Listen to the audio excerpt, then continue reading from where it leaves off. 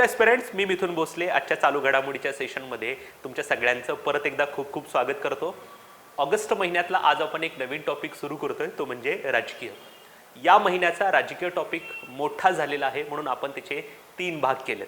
आजचं आपलं राजकीय सेक्शनमधलं पहिलं लेक्चर आहे. सुरू करूया आजचं इंटरेस्टिंग लेक्चर. पहिली न्यूज महत्त्वाची आहे.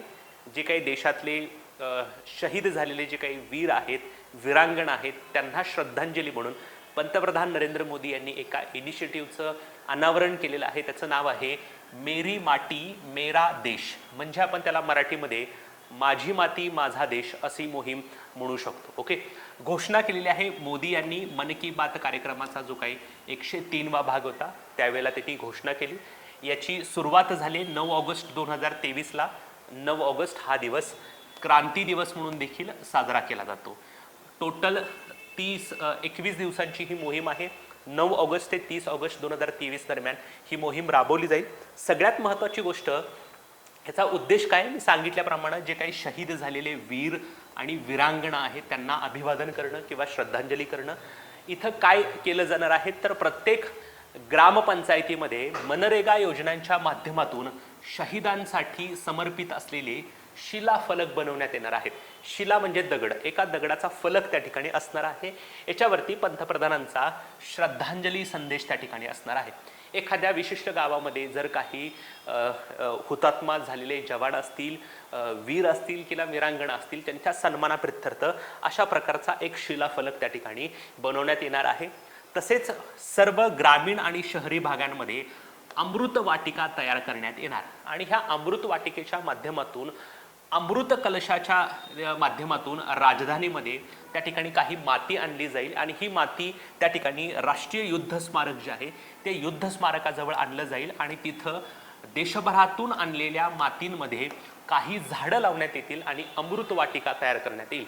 अमृत हा शब्द कुठून आलेला आहे तर भारताच्या स्वातंत्र्याचं 75वं वर्ष आपण साजरं करत आहे आणि 75 म्हणजेच अमृत महोत्सवी वर्ष आपण त्या ठिकाणी म्हणतो.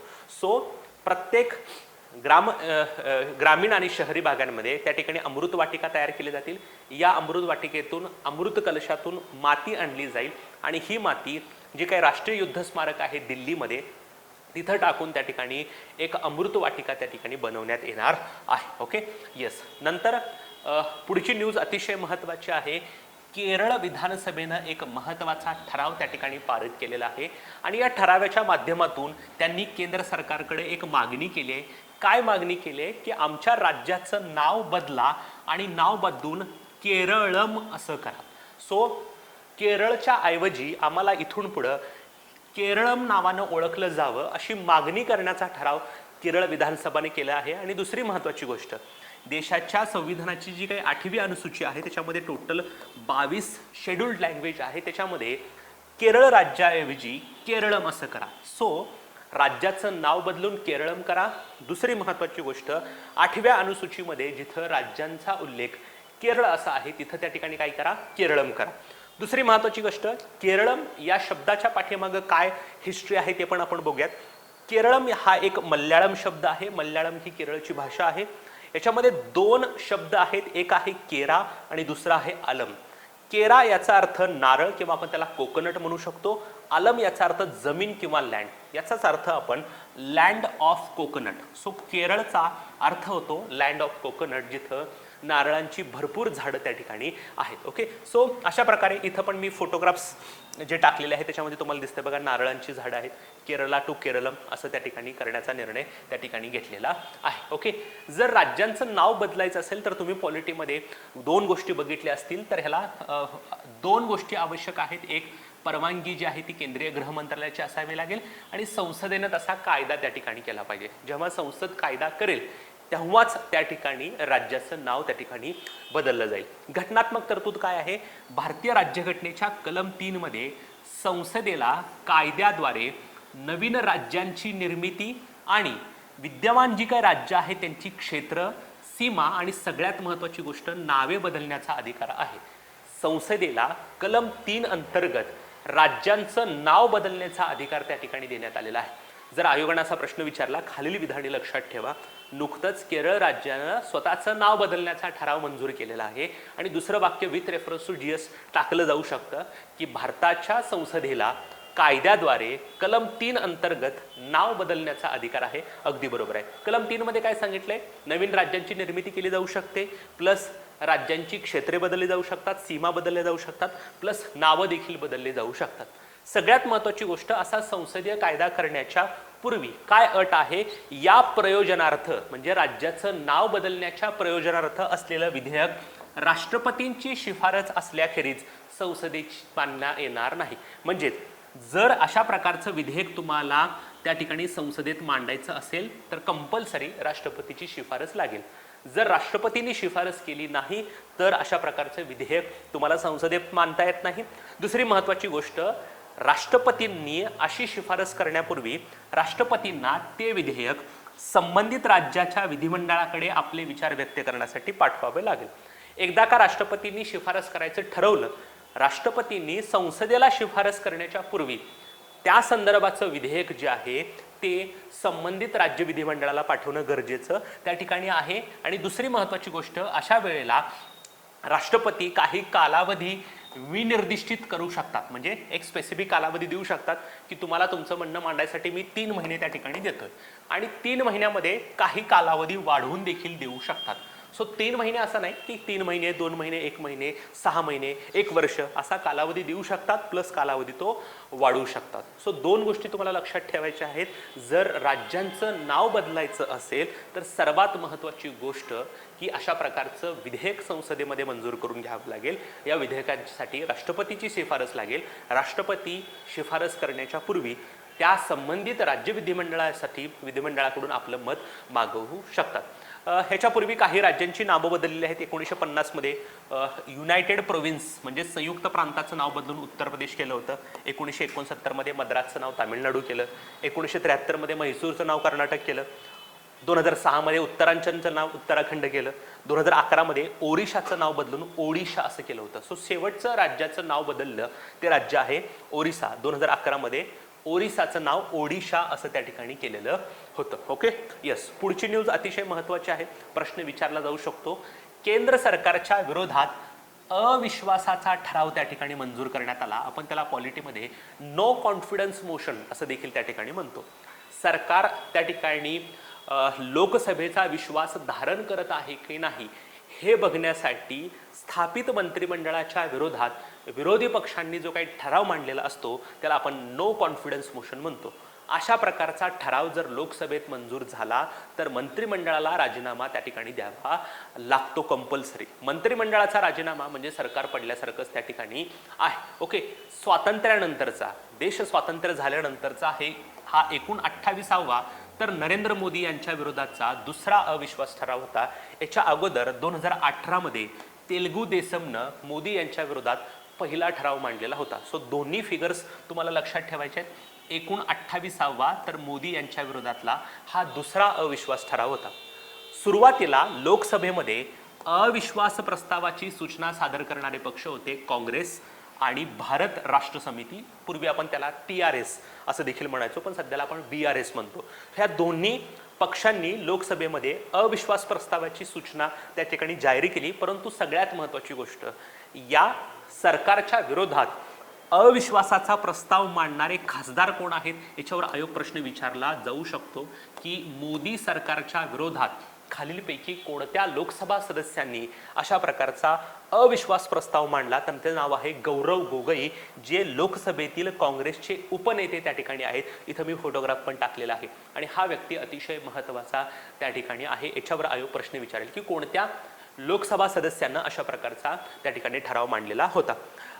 सगळ्यात महत्त्वाची गोष्ट की या विरोधी पक्षांनी अशा प्रकारचा केंद्र सरकारच्या विरोधात अविश्वासाचा ठराव का मांडला, त्याला कारण एक होतं की मणिपूरमध्ये जो काही हिंसाचार सुरू आहे त्या हिंसाचाराच्या प्रकरणी पंतप्रधान नरेंद्र मोदी यांनीच संसदेमध्ये निवेदन करावे.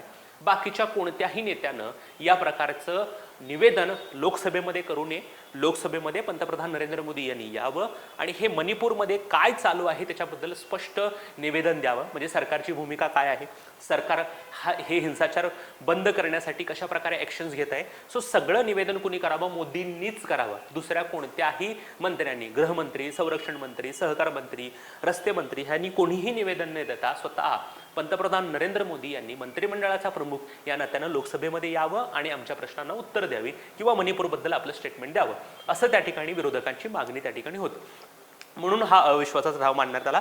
परंतु हा अविश्वासाचा ठराव आवाजी मतदानानं फेटाळण्यात आला. म्हणजेच अविश्वासाचा ठराव मंजूर झाला नाही असं थोडक्यात म्हणायचं आहे. आता थोडक्यात आपण हे अविश्वास ठराव जो आहे तो काय प्रकार आहे बघूयात. पॉलिटीमध्ये तुम्ही बघितलं असेल, भारताच्या राज्यघटनेमध्ये अशा प्रकारे अविश्वास प्रस्तावाची तरतूद नाही. मग ही अविश्वास प्रस्तावाची तरतूद कुठं आहे, तर लोकसभेचे जे काही कार्यपद्धती आणि कामकाजाचे नियम आहे 198. लक्षात ठेवा, भारताच्या संविधानामध्ये अशा प्रकारे अविश्वास ठरावाची तरतूद नाहीये. तर ही तरतूद कुठं आहे, तर लोकसभेतील कार्यपद्धती आणि कामकाज नियम 198. म्हणजे लोकसभेतील कामकाज कसं चालावं याच्यासाठी जी काही कार्यपद्धती आहे, जी काही नियम आहे, त्याच्यामध्ये 198 नियम सांगतोय की मंत्रिमंडळाच्या विरोधात अविश्वासाचा ठराव मांडला जाऊ शकतो.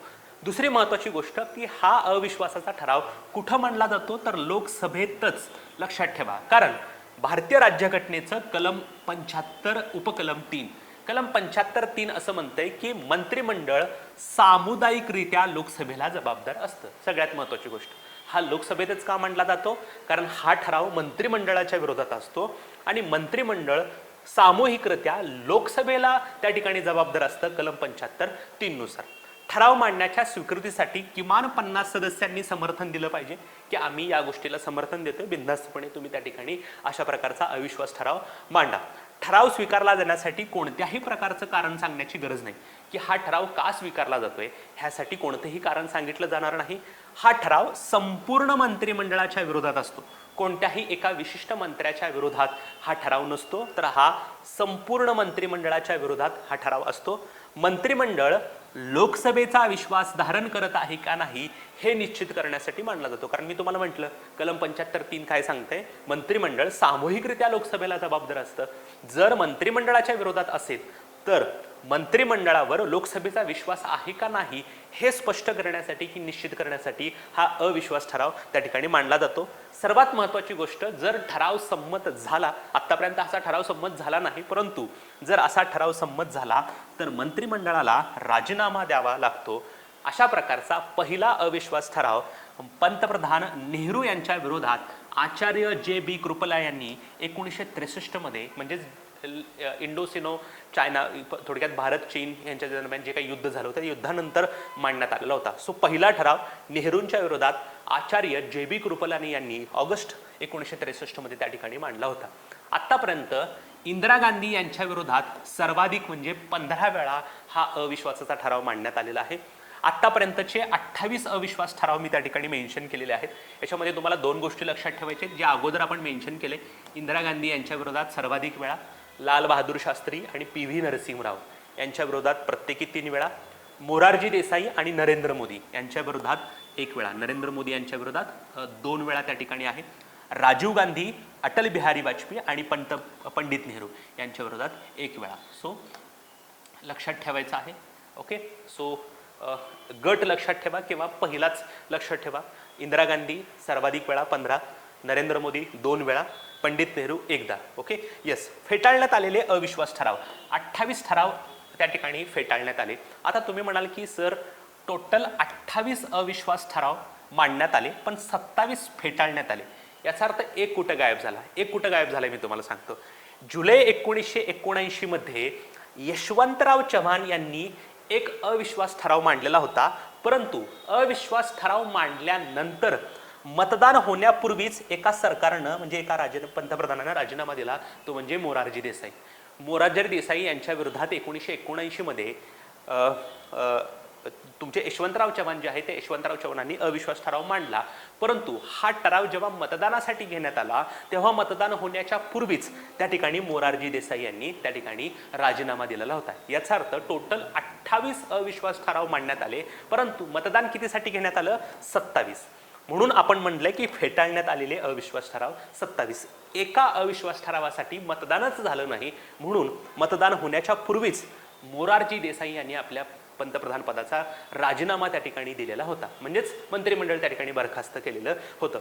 सो आम्ही एक फार सुंदर फोटोग्राफ टाकलाय बघा, ज्याच्यामध्ये इन्फोग्राफिक्समध्ये आहे बघा, इंदिरा गांधी सर्वाधिक वेळा, शास्त्री PV नरसिंहराव 2 वेळा, मोरारजी देसाई असतील, नरेंद्र मोदी असतील तर 2-2 वेळा, आणि हे 3 आहेत अटल बिहारी वाजपेयी, जवाहरलाल नेहरू आणि राजीव गांधी यांच्या विरोधात 1 वेळा. सो आतापर्यंत 1 2 3 4 5 6 7 आणि 8 पंतप्रधानांच्या विरोधात जवळजवळ 28 वेळा अविश्वास ठराव मांडण्यात आलेला आहे. त्यातला सर्वाधिक वेळा आहे इंदिरा गांधी, म्हणजे निम्म्यापेक्षा जास्तच म्हणता येईल, कारण निम्म होते 14, 15 निम्म्यापेक्षा जास्त वेळा. Okay, yes. नंतर सर्वात कमी मताधिक्याने विजय झालेले आहेत PV नरसिंहराव, कारण मी तुम्हाला म्हटलं की ठराव म्हटल्यानंतर मतदान घेतलं जातं आणि मतदानात जर ठराव मंजूर झाला तर राजीनामा द्यावा लागतो.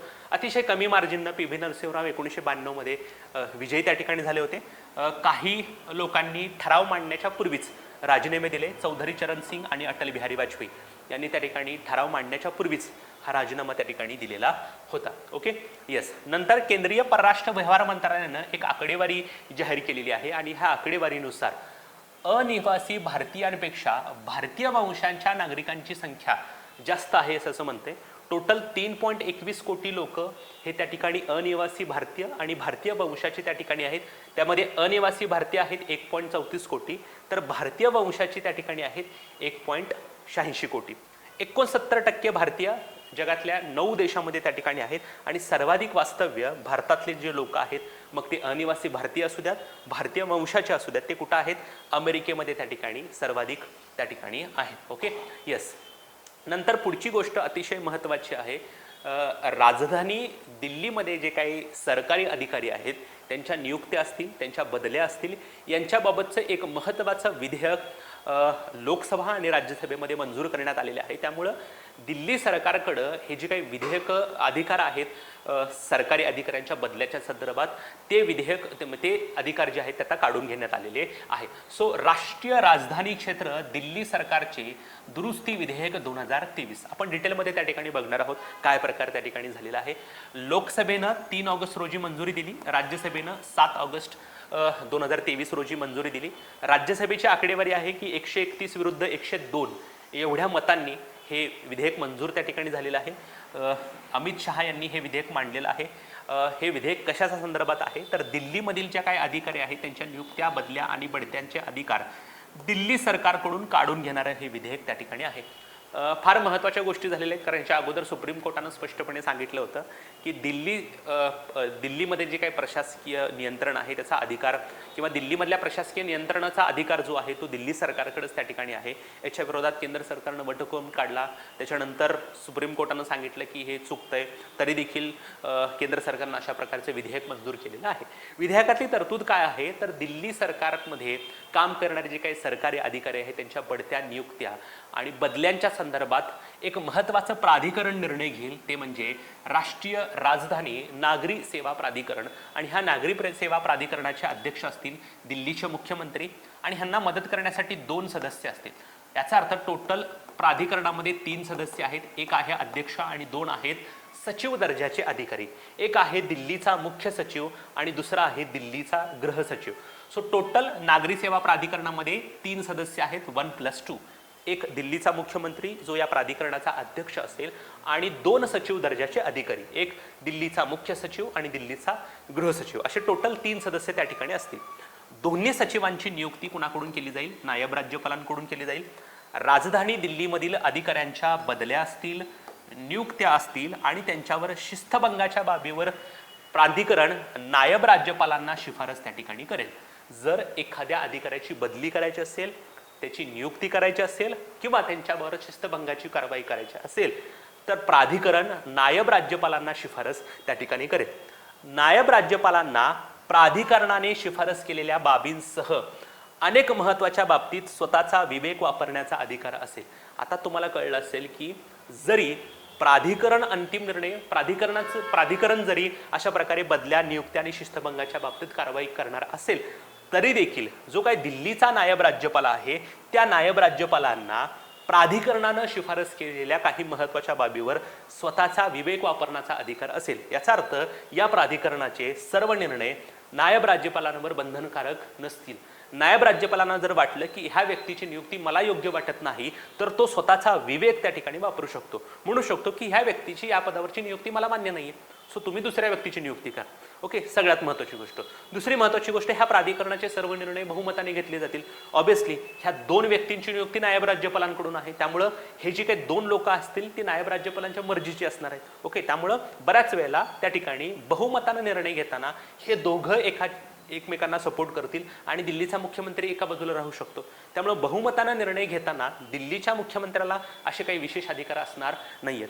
प्लस जरी एखाद्या व्यक्तीची नियुक्ती या प्राधिकरणानं सार्वमताने केली तरी त्या बाबतीत विवेक म्हणजे स्वतःचा निर्णय घेण्याचा अधिकार नायब राज्यपालांना त्या ठिकाणी असणार आहे। सो हे नावापुरतं त्या ठिकाणी झालेलं आहे। सो एनी हाव केंद्र सरकारला दिल्लीमधले जे काही अधिकारी आहेत त्यांच्या बदल्या, नियुक्त्या आणि शिस्तभंगाच्या बाबतीत निर्णय घेण्याचे अधिकार स्वतःकडे ठेवायचे आहेत, इनडायरेक्टली नायब राज्यपालाच्या माध्यमातून। फक्त नावापुरतं हे प्राधिकरण त्या ठिकाणी स्थापन केलेलं आहे। Okay, yes. आता बघा पार्श्वभूमी, सर्वोच्च न्यायालयाने मध्यंतरी निर्णय दिला की दिल्लीतील प्रशासकीय नियंत्रण हे दिल्ली सरकारकडेच आहे, म्हणजेच दिल्लीमधील अधिकाऱ्यांच्या नियुक्त्या, बदल्या आणि शिस्तभंगाची कारवाई करण्याचा अधिकार कंपल्सरी दिल्ली सरकारकडेच पाहिजे, केंद्र सरकारने ह्याच्यामध्ये हस्तक्षेप करू नये।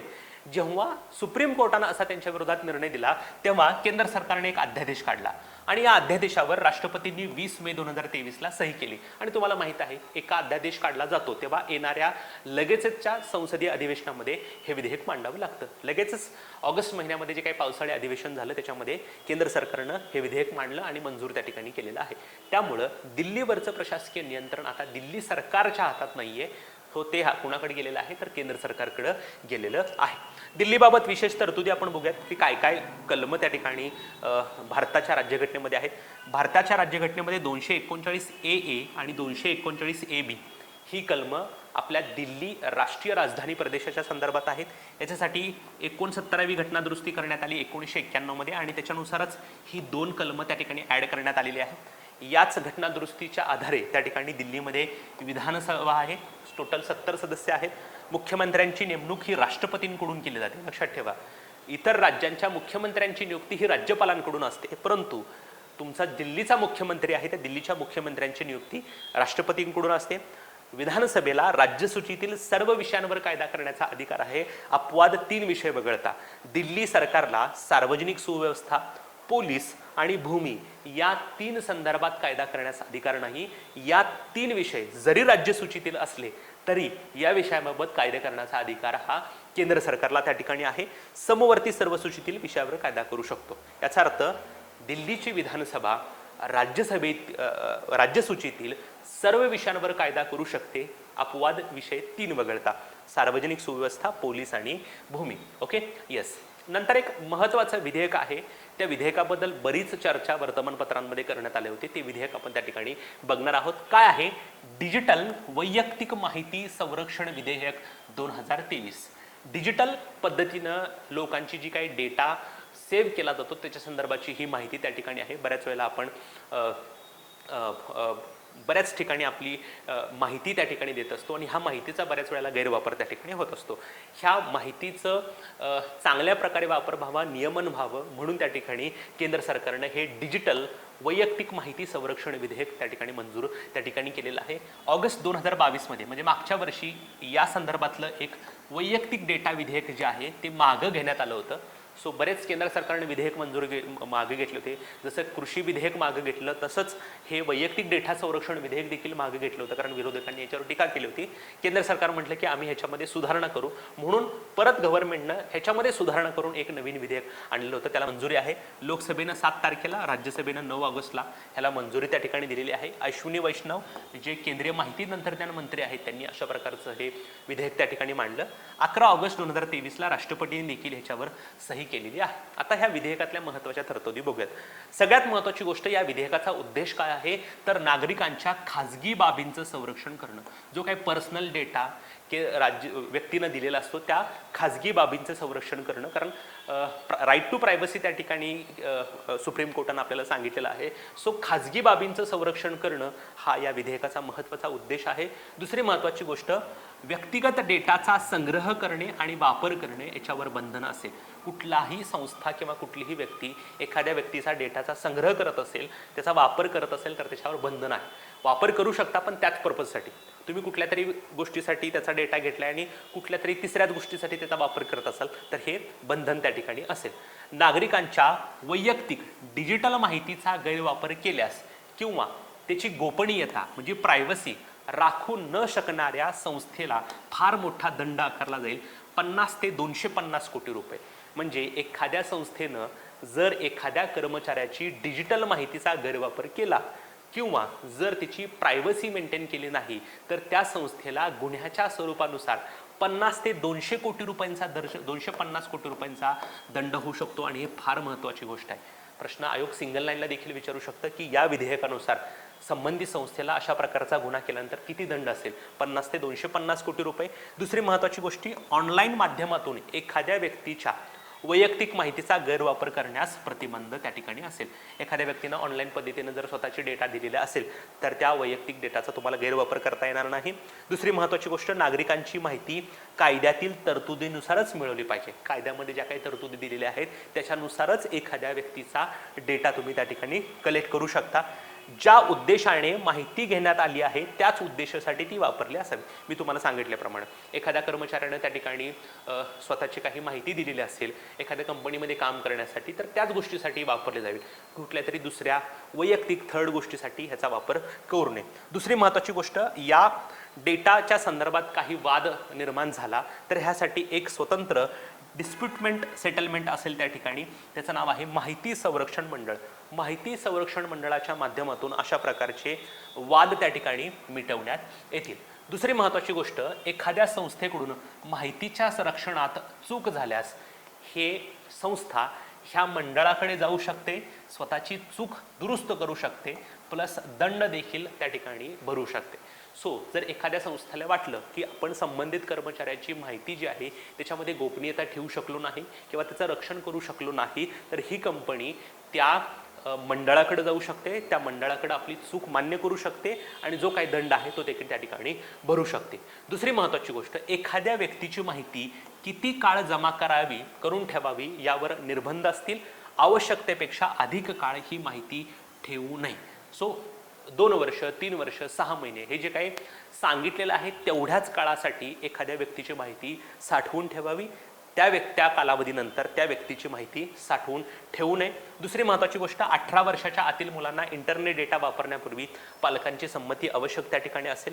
एखाद्या कंपनीत कर्मचाऱ्यांचा जो काही बायोमेट्रिक डेटा आहे तो आवश्यक असला तरी त्यासाठी संबंधित कर्मचाऱ्याची संमती आवश्यक आहे. एखादा कर्मचारी कुठल्या तरी संस्थेत काम करतोय आणि तिथं त्याचे बायोमेट्रिक डेटा घेतला असेल. बायोमेट्रिक डेटा म्हणजे काय, आपल्या डोळ्याचं स्कॅनिंग केलं असेल, हातांचे ठसे त्या ठिकाणी घेतलेले असतील तर आपण त्याला बायोमेट्रिक डेटा म्हणतो. हा डेटा जरी कंपल्सरी असेल तरी हा डेटा घेण्याच्या पूर्वी त्या कर्मचाऱ्याची संमती आवश्यक आहे. तुम्ही घ्या परंतु ॲटलिस्ट त्याला विचारा की अशा प्रकारे आपण बायोमेट्रिक डेटा कलेक्ट करत त्या ठिकाणी आहोत.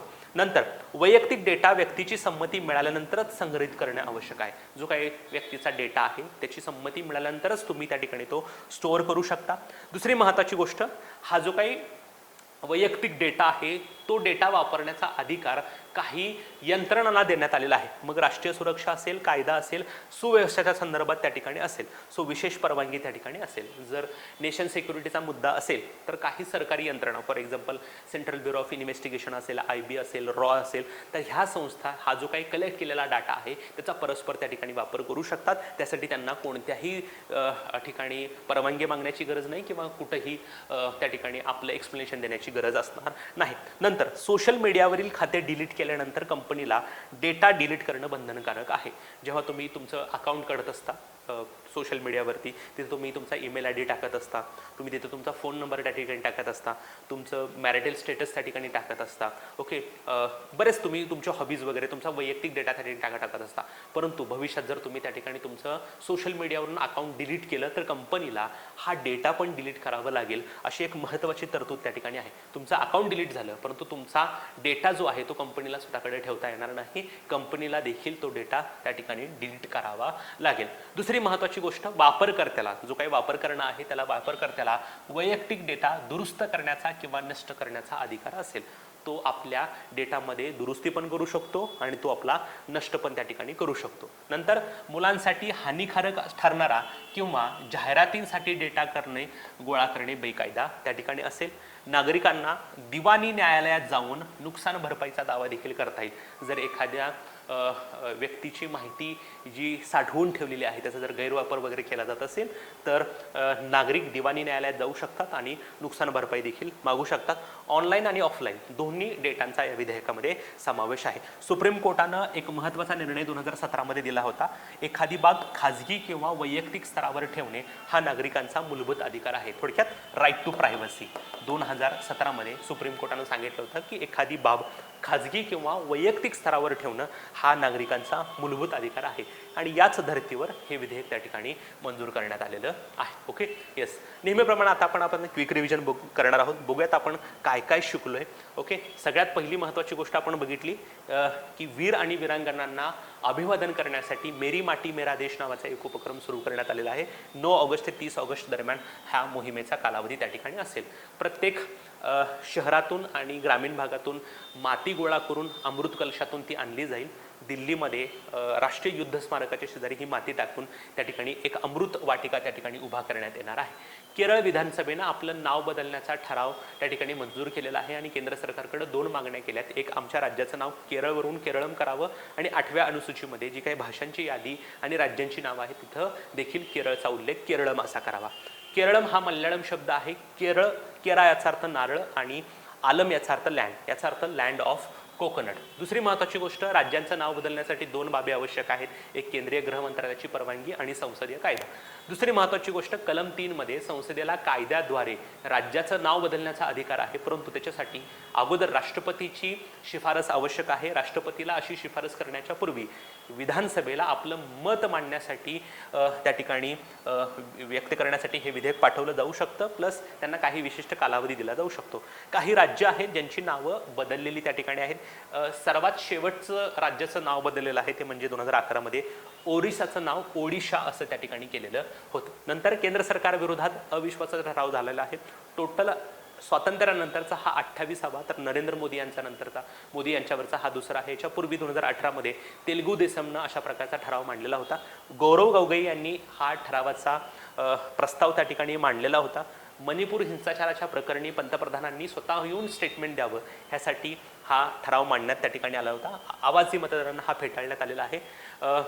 अविश्वासाचा ठराव भारताच्या राज्यघटनेमध्ये तरतूद नाही. लोकसभेचे जे काही नियम आहे त्याच्यामध्ये ही तरतूद आहे. लोकसभेतच मांडला जातो कारण 75(3) नुसार मंत्रिमंडळ सामुदायिकरित्या लोकसभेला जबाबदार असतं. हा मंत्रिमंडळाच्या विरोधात मांडता येतो. जर हा ठराव मंजूर झाला तर मंत्रिमंडळाला राजीनामा द्यावा लागतो. पहिला जो काही अविश्वासाचा ठराव आहे तो नेहरूंच्या विरोधात 1963 मध्ये आचार्य जेबिली कृपलानी यांनी मांडला होता. आतापर्यंत सर्वाधिक वेळा 15 वेळा इंदिरा गांधींच्या विरोधात आहे. आतापर्यंत फेटाळण्यात आलेले अविश्वास ठराव आहेत 27, कारण एका अविश्वास ठराव मांडण्यात आला परंतु त्याच्यावर मतदान घेण्यात आलं नाही. 1979 मध्ये यशवंतराव चव्हाण यांनी मोरारजी देसाई यांच्या विरोधात ठराव मांडला, परंतु मतदान होण्यापूर्वीच मोरारजी देसाई यांनी राजीनामा त्या ठिकाणी दिला होता. पी.व्ही. नरसिंहराव अतिशय छोट्या मार्जिननं हा अविश्वास ठराव त्यांनी जिंकलेला होता. केंद्रीय परराष्ट्र व्यवहार मंत्रालयानुसार देशामध्ये जगभरामध्ये 3.21 कोटी अनिवासी भारतीय आणि भारतीय वंशाचे त्या ठिकाणी आहेत. सर्वाधिक भारतीय वंशाचे किंवा अनिवासी भारतीय अमेरिकेमध्ये त्या ठिकाणी आहेत. राष्ट्रीय राजधानी क्षेत्र दिल्ली सरकारचं विधेयक जे आहे ते मंजूर झालेलं आहे. याच्यानुसार सगळ्यात महत्त्वाची गोष्ट, राष्ट्रीय राजधानी नागरी सेवा प्राधिकरण स्थापन करण्यात येणार आहे आणि त्याचा अध्यक्ष दिल्लीचा मुख्यमंत्री असेल. त्याची रचना जी आहे ती 1+2 अशी आहे. एक अध्यक्ष आणि 2 सचिव दर्जाचे अधिकारी. एक असेल दिल्लीचा मुख्य सचिव आणि दुसरा आहे दिल्लीचा गृह सचिव. हे तिघं त्या ठिकाणी किंवा ही जी काही प्राधिकरण आहे ते नायब राज्यपालांना शिफारस करतील. कशाच्या बाबतीत? नवीन अधिकाऱ्यांच्या नियुक्त्या, त्यांच्या बदल्या आणि त्यांच्यावर शिस्तभंगाची कारवाई यांच्या सल्ल्यानुसारच काम करावे अशी अपेक्षा आहे. परंतु नायब राज्यपाल स्वतःचा विवेक त्या ठिकाणी वापरू शकतो. ओके. नंतर दिल्लीच्या बाबतीत भारताच्या राज्यघटनेमध्ये 239 ए आणि 239 ए बी मध्ये तरतूद आहे. 69वी घटना दुरुस्ती करण्यात आली होती. दिल्लीच्या मुख्यमंत्र्याची नेमणूक राष्ट्रपती करून केली जाते. दिल्ली राज्यसूचीतील सर्व विषयांवर कायदा करू शकते. सार्वजनिक सुव्यवस्था, पोलीस आणि भूमी वगळता. नंतर डिजिटल वैयक्तिक माहिती संरक्षण विधेयक मंजूर करण्यात आलेलं आहे. अनुक्रमे लोकसभा आणि राज्यसभेमध्ये 7 आणि 9 ऑगस्टला अश्विनी वैष्णव यांनी मांडलेलं होतं. 11 ऑगस्टला हे मंजूर त्या ठिकाणी झालेलं आहे. बेसिकली बऱ्याच गोष्टी त्याच्यामध्ये आहेत. त्यात सर्वात महत्त्वाची गोष्ट म्हणजे खाजगी बाबींचं संरक्षण करणं हा प्रत्येक व्यक्तीचा मूलभूत अधिकार आहे. या नात्याने हा त्याचा उद्देश त्या ठिकाणी होता. जर व्यक्तीची माहितीची गोपनीयताचं रक्षण करणं जर संबंधित संस्थेला जमलं नाही तर 50 ते 250 कोटी रुपयांचा दंड त्या ठिकाणी असेल. दुसरी महत्त्वाची गोष्ट, ज्या गोष्टींसाठी ही माहिती कलेक्ट केलेली आहे त्याच गोष्टीसाठी त्याचा वापर व्हावा, दुसऱ्या कारणासाठी त्याचा वापर होऊ नये. दुसरी महत्त्वाची गोष्ट, एक वाद निवारण यंत्रणा स्थापन करण्यात येणार आहे. त्याचं नाव आहे माहिती संरक्षण मंडळ. ओके. दुसरी महत्त्वाची गोष्ट, बायोमेट्रिक डेटा आवश्यक जरी असला तरी त्या कर्मचाऱ्याची संमती घेणं गरजेचं आहे. राष्ट्रीय सुरक्षा किंवा नेशन सिक्युरिटीच्या संदर्भात एखादी माहिती जर वापरायची असेल, एखाद्या व्यक्तीचा डाटा जर बघायचा असेल, वापरायचा असेल तर काही सरकारी यंत्रणांना विशेष परवानगी त्या ठिकाणी असेल.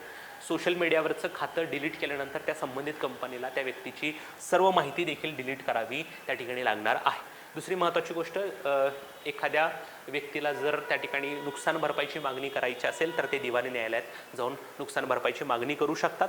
सुप्रीम कोर्टानं 2017 मध्ये राईट टू प्रायव्हसी हा प्रत्येक व्यक्तीचा मूलभूत अधिकाराचा निर्णय त्या ठिकाणी दिलेला होता. ओके. सो आजच्यासाठी आपण इथंच थांबतोय मित्रांनो. परत भेटूयात नवीन चालू घडामोडी आणि नवीन संकल्पना असेल.